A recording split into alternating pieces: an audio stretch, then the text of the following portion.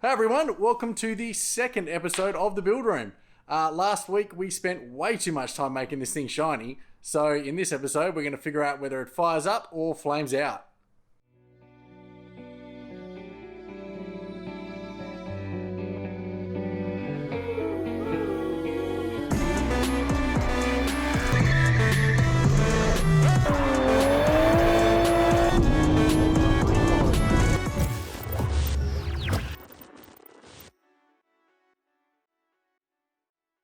Now, as I mentioned last time, the previous owner had said this engine was rebuilt around 5 or 10,000 kilometers before he took it off the road. Now that means we've probably got a good starting base here for trying to get it kicked over now. It doesn't look like the engine was prepped for long-term storage, however, so there are some things that we can do that will help us minimize any damage that we might do when we try to fire it up. So with the powers of movie magic, I'm going to go back in time by a week and do a little bit of prep work so that we can get stuck into it today and not have any delay. So fire up your flux capacitors and let's get into it. Hey people of the future. So time is not a friend to an engine that is just sitting around and not being turned over. If you leave an engine for too long, and I'm talking years here, not months, but things will corrode and deteriorate and you can actually end up with a fairly significant amount of damage to the engine. There are things that you can do before you store a car for a long period of time which will help mitigate those. But if you're in my situation and you have a car that's been off the road for quite a long time and you're unsure of what was done when it was taken off the road to prepare it, there are things that you can do to hopefully limit the amount of damage that will happen when you go to fire it up the first time. And that's what we're going to talk about now. So if we delve into how an engine works quickly, and we use this car as an example, it has a 4-stroke inline 4-cylinder engine. Now those cylinders are basically a cylindrical bore with a steel wall. And inside that bore runs a piston and it is attached to a rod. This is a piston and rod assembly from a Toyota 4-litre V8 or 1UZ. Not the same as what's in this motor, but it will do for this explanation. So inside that bore, this piston is going to move over 4 strokes. So the first stroke, if you picture the top of the block, which contains the cylinders, it's at the top and it moves down, and that's known as the intake stroke. And as it pulls down, it creates a vacuum and it sucks in an air-fuel mixture through the head. At the bottom of the stroke, it then starts to move up, and then we're on the compression stroke. And that's where you understand the terms of compression ratio and things like that. And it basically compresses the air-fuel mixture until it gets to the top of the deck again. And then the spark plugs ignite and they basically, that air-fuel mixture explodes and it pushes down again. And that's the power stroke. So that's basically where all the power comes from. So 1 stroke out of 4 is actually providing power. And you have 4 cylinders, so you time them at different times. So you're always on a power stroke in one of those cylinders. And then after the power stroke, the piston moves up one more time in the cycle, and that's the exhaust stroke, which is when the exhaust valve's open and it pushes any waste gases that are left in the cylinder out to get ready for the next intake cycle.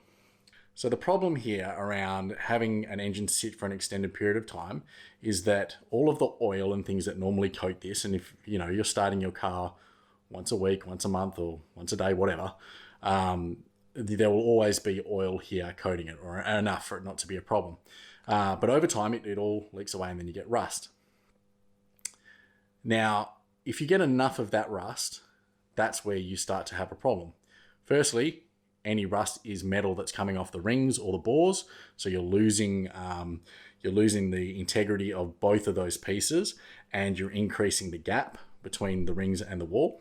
And you're also making it quite an abrasive surface. So when the piston does start moving again, not only are you scratching the bores and things like that with all of that crud, but you're also increasing the wear on both of these. So what happens is you start to wear out your piston rings quickly, or you get a nice big lip inside your bore, and the engine might run well for a little while, but it basically eats itself from the inside out. So we want to limit that as much as possible. So what we're trying to do is to soften as much of the gunky deposits as we can and get some lubrication past both of those compression rings into the oil ring and down past the piston skirt, and make sure that everything's nice and lubed up for that first turnover. So what I like to use is a product called Marvel Mystery Oil. That's not actually too easy to get in Australia. I don't know of any Australian stockists. There's probably some out there.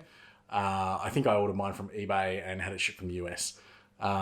It's basically a very lightweight oil with some fancy red colouring in it, with some friction modifiers and anti-corrosive properties that are just going to help to loosen things up.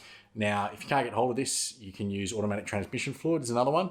I have this for cleaning carbs and stuff like that. Now, it's not specifically meant for this purpose, but it does work quite well. Now, what we're going to do here is remove all 4 spark plugs so that we get access to the cylinders. And we're just going to put sort of a tablespoon, 25 mils of Marvel Mystery Oil in there, and it's going to sit on top of the piston crown and slowly soften up any of that crud, rust, whatever you want to call it, that's on top of the rings, and then hopefully slowly penetrate and go past the rings and lubricate everything up. And then the first time we try and turn the motor over, we'll do it very gently. So we'll turn it over by hand first with just a ratchet or a beam on the front pulley. And then we will crank it over off the starter and make sure that we get good oil pressure.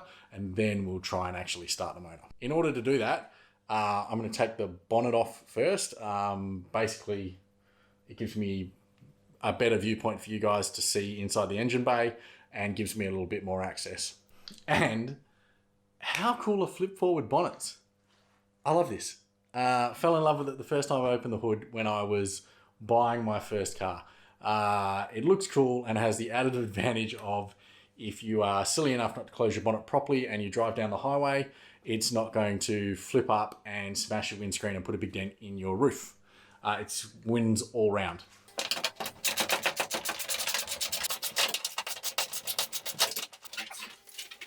Okay, so point of order. If you have a Celica like this, don't try and remove the bonnet on your own. It is a 2-person job at the best of times. You take it off on your own, you run the risk of damaging the bonnet, the bumper, the grills and fascias. At the very least, you are probably going to destroy your hinges. My hinges are already ruined, so I didn't really care that much. And for me, the risk paid off, but probably worth getting a helper if you have one about. So on this side of the motor, you can see the distributor.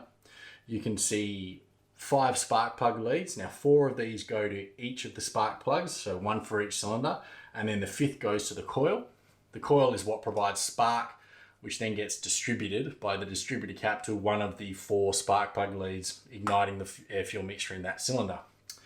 Now, you don't want to get these mixed up because you're then changing what's called the firing order of the engine and it won't run. So just do them one at a time. So take one plug off and then spark plug removal tool. I like to use these because they prevent you from doing spark plugs up too tight. Now in a steel head, which this is, you can put a bit of torque on a spark plug without doing too much damage. But with newer aluminium heads, aluminium alloy heads, they are a lot softer, so you've got to be careful not to torque them up too much. So I find this pretty handy. What we're going to do is take that spark plug out.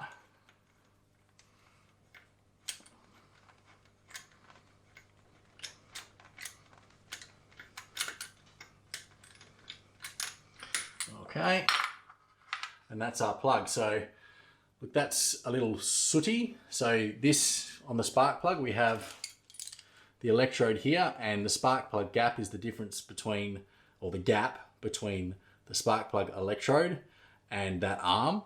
Now, yeah, they are a bit black. I'd consider them fouled. This was running on 2 cylinders when they last moved it, apparently, and that was, like I said, 5 to 7 years ago. So that may have been the cause, but nothing too bad. What you really don't want to see is this melted away or anything like that, or a particularly white plug as well. That indicates that it's running too lean, and you don't. It's better to run an engine too rich than too lean. So we've got the spark plug out. Just put that to the side. Make sure the end of it's tight, and then we'll get our syringe. Now the syringe I picked up from a chemist. It was 60 cents. So pretty budget here. I would have got a bigger one if I could, but this is the largest one they had. It's only 10 mil, so we're going to have to do this a couple of times. But if we open up our oil,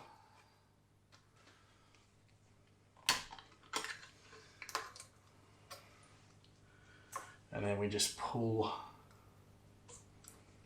and you don't have to be particularly accurate with this, but like I said, don't go overboard. The last thing you want to do is put too much fluid into a cylinder and then crank it over, because a cylinder is designed to compress an air fuel mixture, which is easily compressible.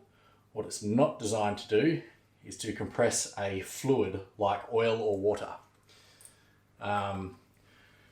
If you end up hydrolocking the motor on an oil or something like that, what you're going to end up with is most likely a bent rod, and you don't want that. The motor's pretty much junk at that point.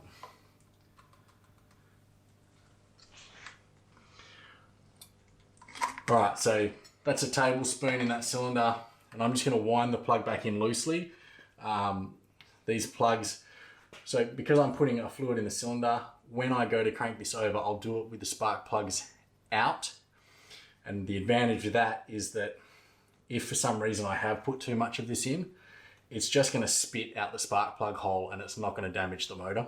So yeah, we'll take these out. I just want to leave it in place, A, so I don't get the spark plug leads confused, and B, so that nothing can get in there in the week that this is sitting while that oil penetrates. So I'll go through and do the other 3 cylinders now. We probably don't have to do that in normal speed.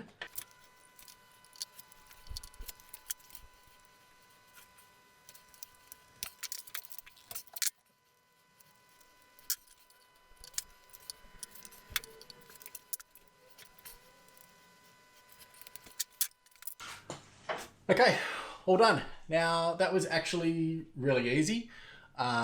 Working in a clean engine bay after doing the high pressure degreaser warm water thing, very nice. I'm really not that dirty. Now I will leave the mystery oil in there for about 5 days. You probably don't need to wait that long, but I work from one weekend to another normally, so I have that time, so I might as well use it. I will come back on Friday, I would say, and put a little bit more mystery oil in each and then turn it over by hand. And what that'll do is, with some fresh oil in there that hasn't had time to go past the rings, it'll coat the inside of each cylinder and just help that oil move around a bit more. I'll leave that for another day, and then we will crank it over on the starter motor to try and build oil pressure from the oil in the sump. And then we'll have a go at starting it with, well, either fuel or a little bit of the old Winds Start You Bastard. So I will hand it back to Future Cam and he'll take it from there. And we're back. So that video was taken about 6 days ago. Yesterday I pulled the plugs again and turned the motor over by hand. I put a little bit more oil in it at the same time. It turned over quite smoothly and I could hear the engine making compression, so that's a pretty good sign. So now we're going to just turn it over one more time to be safe by hand, and then we'll see if we can get it cranking on the starter. In order to do that, we're going to A, have to check we have an electrical system, and B, get a fresh battery into it. So we'll do that now.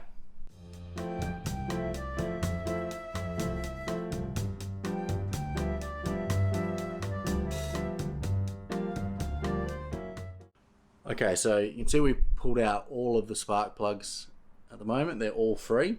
What I did so that I could remember which is the first and last plug, so we didn't get these wires mixed up again, was just leave spark plugs in the first and last. That was the easy way to do it. Now, if you can see down here, actually, so where the pulley that belt sits on, that's the front crankshaft pulley. And you can see the large nut hanging out the front of it. What we're going to do is just manually turn that clockwise, and that rotating will rotate the crankshaft and everything else in the motor as if the motor was being run, obviously just at a far slower pace. So let's see how we go with that. Yep. going to ratchet in here. So I've already tried this once and it went pretty smoothly, but I'll just show you. So you'll feel it get stiffer when the piston is coming to the top and you're actually trying to compress air. So here we go, it just loosens up there as it goes back down. And if I'm really quiet in a second, we'll see if you can hear. Hang on, I'll just turn this around. We'll see if we can pick up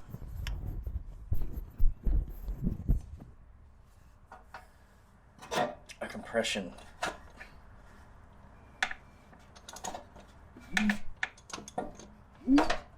Alright, that was it. That was kind of that frog sound. That's basically air rushing out through the spark plug hole. Okay, so that's it's moving nice and freely. It's not really binding up anywhere, and you can kind of hear it forcing air out of the cylinders. All good signs. Now we can pretty much start cranking it over. Still leave the plugs and everything out, so there's not as much load on the engine because it can't fully compress anything because it has a hole in the cylinder where the spark plug would normally be. So we'll crank it over on the starter now, and then if that works, we can at that point we'll give it a final check over, and then we'll see if it'll actually kick on.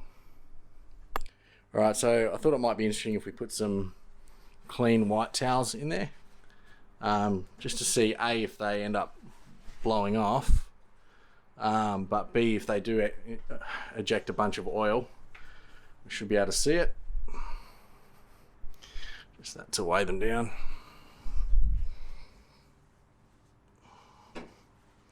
I'll set up a camera here so we can see it as it starts.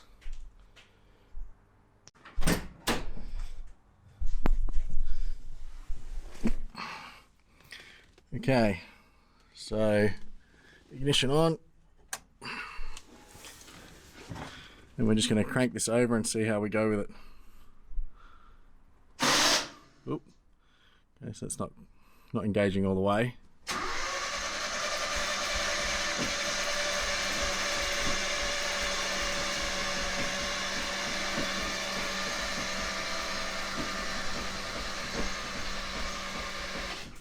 Right, we'll give the starter just a rest to cool down. We'll go out and check those bits of paper.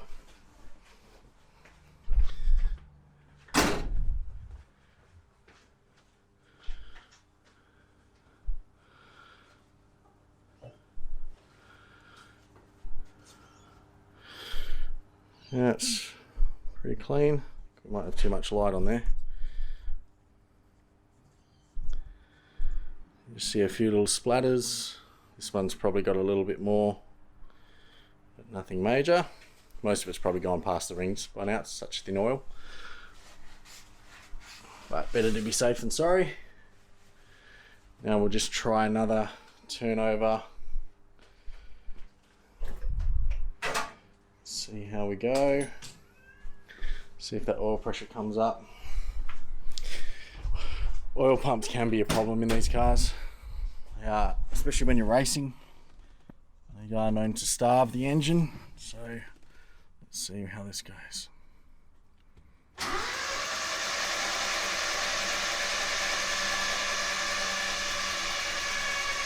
Okay, that's a very good sign. Oil light's gone off and it's come back on obviously as the oil drains away from it, but that signifies to me that when I try and start this car that the oil pump will create enough oil pressure. So as far as that goes, it's safe to start. Okay, just narrating this to speed things up a bit. Checking out the fuel pump and the fuel filter to make sure that there's no leaks or anything like that. Then I'm going to drain the tank. The RA23, even though the tank's in the boot, it's really easy to drain because there's a hole in the floor pan to get a socket through. The fuel turned out to be pretty average, as you can see, so I'll throw a new fuel filter on. I've drained the carby, and now I'm going to hook up the ignition. Just also give the spark plugs a wire brush to make sure that they're at least reasonable enough to start. I'll replace them if the engine turns out to be viable, obviously. And then just need to connect the ignition leads, give the engine bay a tidy up, make sure I'm not sucking anything in, and then we're off to the races.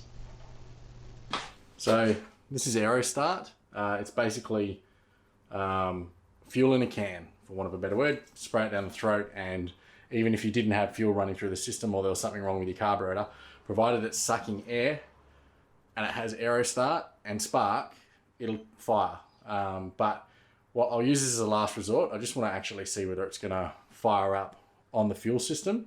And then if it doesn't, we'll try some Aero Start and go from there. Sometimes it just needs to fire up and turn over a few times before it'll properly suck all the fuel through. So we'll see how we go.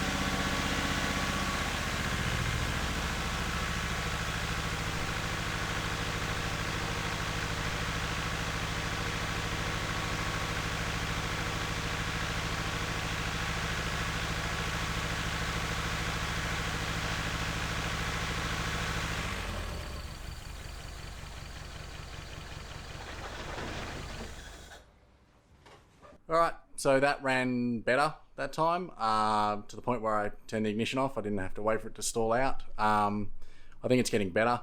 I'm just gonna leave it to get some heat through the motor.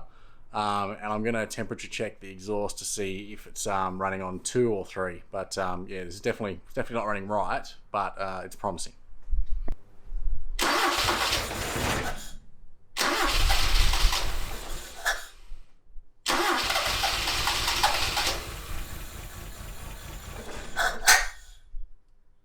Okay, so after all that, I don't think it's definitely not firing on, I don't think even 3 cylinders. I'd be lucky to have 2 at the moment. I feel like it's the firing order, but I was very careful not to move those plugs. That said, the guy who I bought it from said it was only running on 2 cylinders when they tried to move it onto a car trailer about 7 years ago. So it is possible that they've just put the leads in the wrong positions. So the firing order from memory on this thing is 1432, 1342, 13. Yeah. I'm just gonna quickly Google the firing order, and then I'm gonna check the distributor and see what that's set at. Actually, we can probably check it now. So what do we got? So this is the first cylinder here. Now I can already see this is not going to go well. So the rotor spins clockwise inside the distributor, and basically it apportions spark as it goes. So it's 1, it's going to the 2nd, then 3, and then 4. So that's never going to work. I'm just going to Google this quickly, find out what the firing order is, and then we'll go from there. Firing order should be 1342. So that means it fires 1st, 3rd, 4th, and 2nd.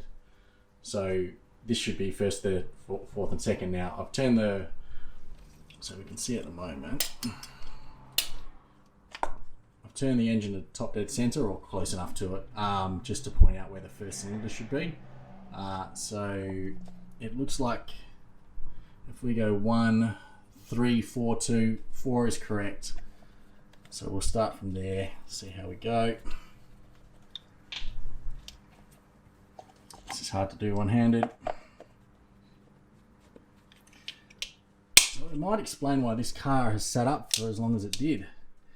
Quite often people do get them caught out with this sort of thing. So if we move number 1 to here. We have 1, 3, 4, 2. Now, so that would mean, if this is correct, cylinder 3 and 4 haven't moved.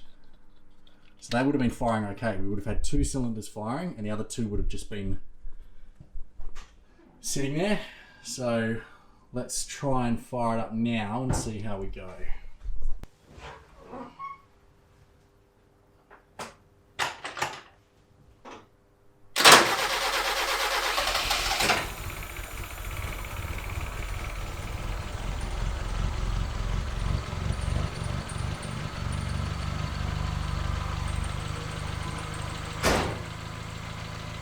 Well, that sounds much better.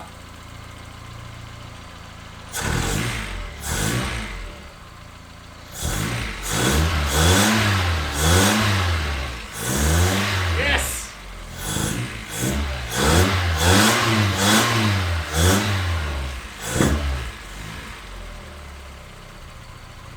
So, winner chicken dinner. I'm gonna have to go back and check the video because I tried pretty hard not to mess up that firing order. And yeah, I kind of feel like the guy that owned this before me had the plugs around the wrong way. So I'm gonna check on the video and put a picture of it about here and we'll see whether I was right or wrong.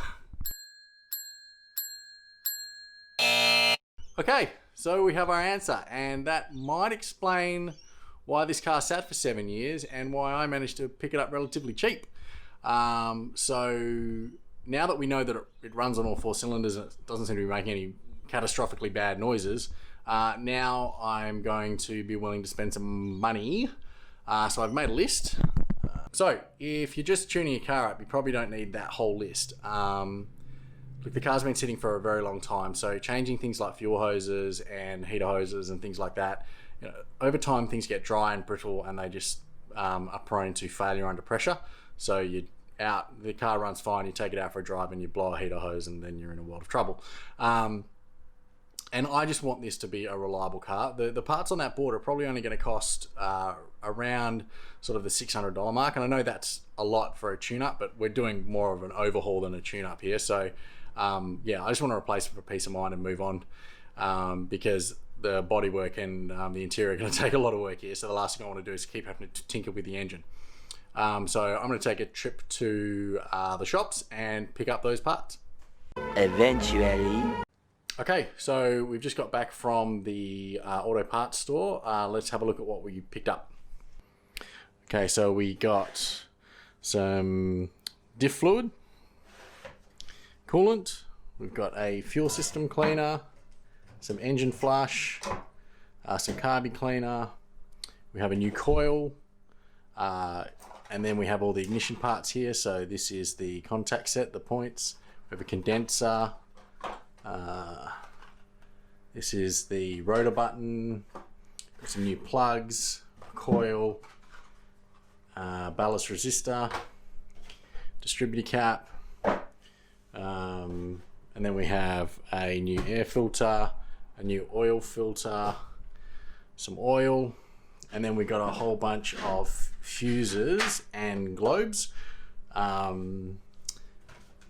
So a thermostat, new radiator cap, new radiator or thermostat housing gasket, some fuel line, heater hose, fuel line, and vacuum hose. I got high pressure fuel line because that's all they had left. If you don't need it, don't buy it. It's like 6 times more expensive. And then a new battery and some new terminals, since I broke the other one. But unfortunately, that is all we have time for today. Super stoked that thing fired up and seems to be running well. Hilarious that the firing order was out. That has caught me out on previous cars, and I'm sure has caught many other people out as well. So look, stick with us next time and we will get to tuning this thing and see if it's actually going to run reasonably well, and see if it'll move under its own steam. But for now, thanks for watching the build room. See you later.